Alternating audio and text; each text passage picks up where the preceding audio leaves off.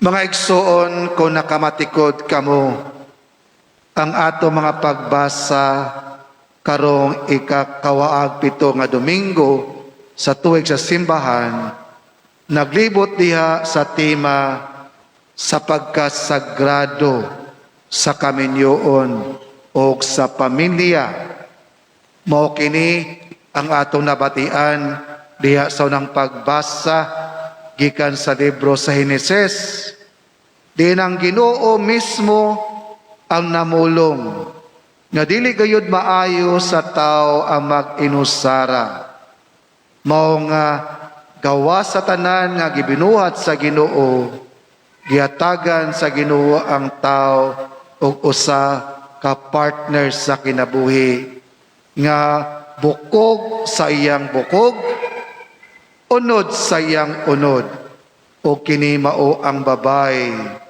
O tungod niini sila dili na duha kundi usana. Mao kini siya ang plano gayud sa Ginoo para sa tanan, gikan sa sinugdanan pa nga gibuhat niya ang tao, nga sila magpuyo nga mahigugmaon kaniya ug mahigugmaon sa usag-usa. To live in a loving relationship with God and with each other.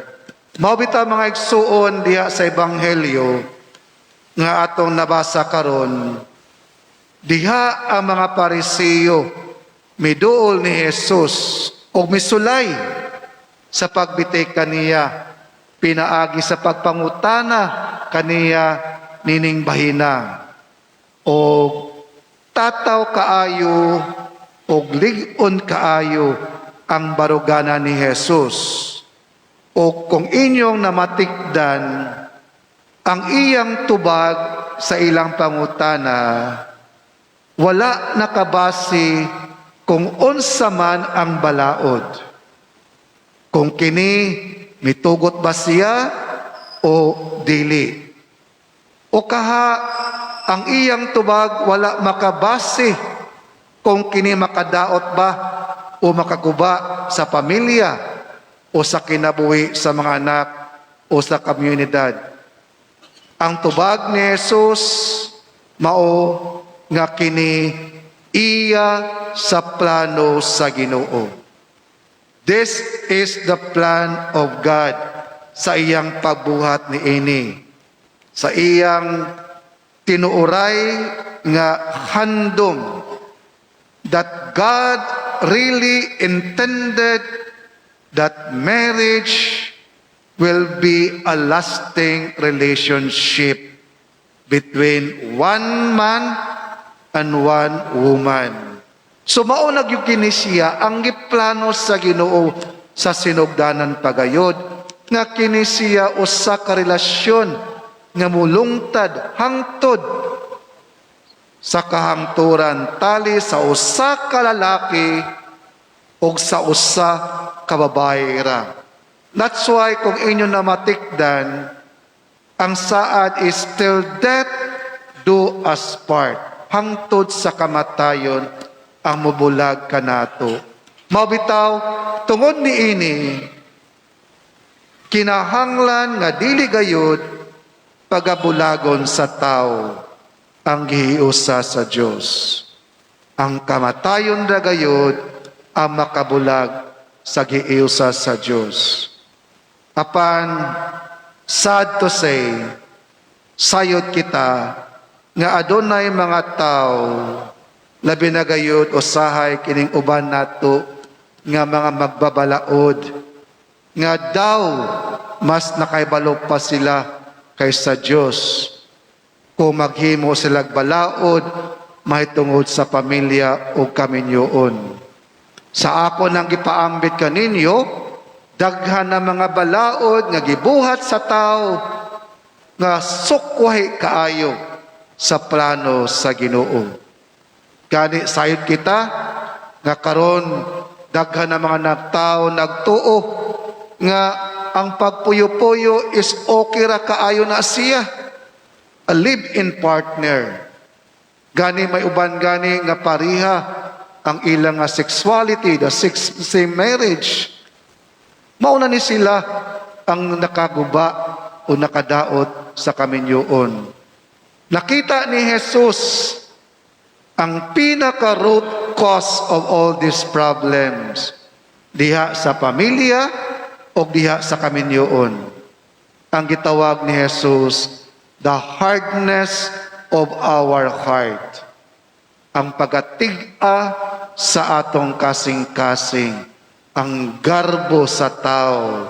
Kung inyong susihon ninyo, unsa man ang kasagaran hinungdan sa pagkabingkil o pagkag-away sa magtiayon, ang dili pagkasinabtanay, ang ilang garpo, dili gusto ang usa magpabos, dili gusto ang usa nga magpadaog. So, taas ra kaayo to the point na dili na sila gusto nga makig-settle down silang kaugalingon. Mga igsuon, unta ang kaminyoon ug ang kinabuhi sa pamilya mao'y simbolo sa pinakasukaranan sa tanang relasyon sa Dios ug diha sa komunidad. Mao nga diha sa ato'y kaduhang bahin sa Ebanghelyo. Si Jesus naghisgot bahin sa makabataan nga sayod kita usa kini kadako kaayo nga pagpasidaan sa mga ginikanan nga unta dili sila mahimong hinungdan sa pagkaangin sa mga kabataan, sa ilang mga anak. Kay ila ang gingharian sa Dios. Mga igsuon, kasagaran gayud ang mga anak maoy gayud kanunay ang kaluoy ug nagantos kung magkaaway, kung magkagubot, kung magkabuwag ug magbinuang na ang mga ginikanan. Mao nga dili nato malimod nga adunay gitawag nato nga mga problematic nga mga kabataan. Kini tungod kay ang ilang mga ginikanan problematic man sab kaayo. Mao na tinuod gayud ang giingon sa Santo Papa ni Pope John Paul II. Diha naghatag siya og talk sa tuig sa pamilya. Miingon siya, the real problem sa tibuok kalibutan nagsugod diha sa duha ka tawo. The problem of the whole world start sa duha ka tawo. Og miingon siya nga ang solusyon sa tanang problema sa kalibutan anaara usab sa duha ka tawo. O kining duha ka tawo mao ang amahan ug ang inahan. Kay sayod kita nga sila gitawag nga ginikanan. Ang pulo nga ginikanan nga diha kanila nagagikan ang tanan. Ang kinabuhi, ang gugma, ang kalinaw, ang kalipay, ug ang tanan usab nga dili maayo og nindot na kinaiya. Kay sila ang ginikanan. Sila ang source. Ang mga bata magsugod lamang. Kung bati ang gigikanan, dili ka ka-expect nga nindot ang ila nga masunod. Sama sana sa usa ka kahoy. Kung bati gani ang kahoy, bati sab ang iyang bunga. Mao bitaw mga igsuon, ining santos nga misa atong iampo nga unta mabalik gayud ang ato nga tinuoray nga pagtahod sa pagkabalaan sa kaminyoon ug sa pamilya. Nga unta ang Ginoo mao gayoy mahimong sentro sa atong pagpuyo sa pamilya. Karon, bulan sa Oktubre.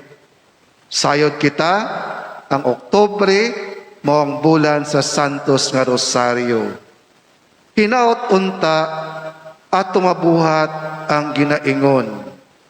The family that prays together will stay together.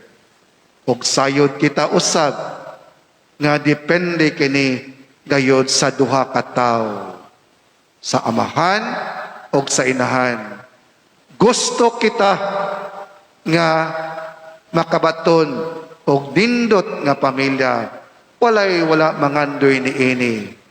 Apan kung dili nato paningkamutan, dili nato pagasakripisyuhan, walay may tabo nga nindot og hapsay, malinawon o malipayon nga pamilya kung dili nato ibutang ang Ginoo sa atong kinabuhi. Palihog manindog.